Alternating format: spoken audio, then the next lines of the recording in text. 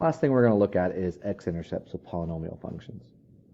So recall that x-intercepts are when our function equals 0 or when y equals 0. It gives us a visual representation of what we've been doing in this section.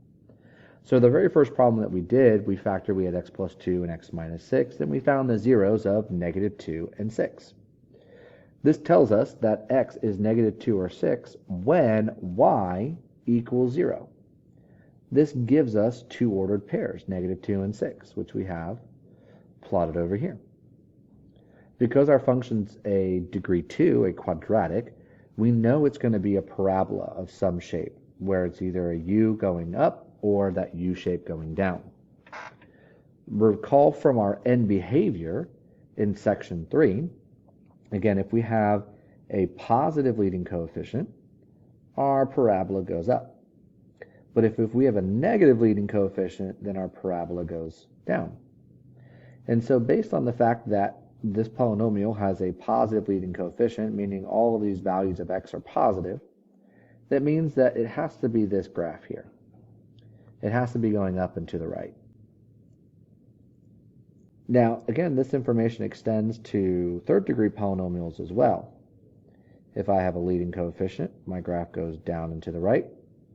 Up and to the right. And the negative leading coefficient goes down and to the right.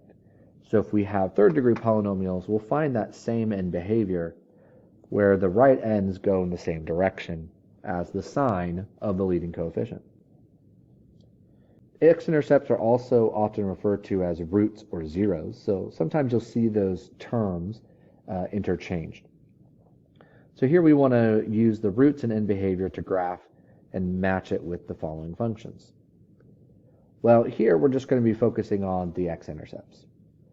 If we use our zero factor property and we set each of these factors equal to 0, we get 0 of 3 and negative 2.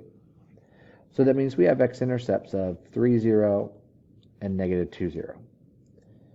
Well, this is the only function that has those corresponding zeros. So f of x has to be graph B. We have a positive leading coefficient. We see the end behavior matches. Next, we can solve for the zeros of g of x, giving us 0, negative 2, and 2, meaning we have x-intercepts at 0, 0, negative 2, 0, and 2, 0. Well, c is that function, and since it's a positive leading coefficient, we see that the end behavior matches. Lastly, we have x-intercepts at 2, negative 2, and 1. Therefore, at negative 2, 1, and 2, A is the graph for h of x.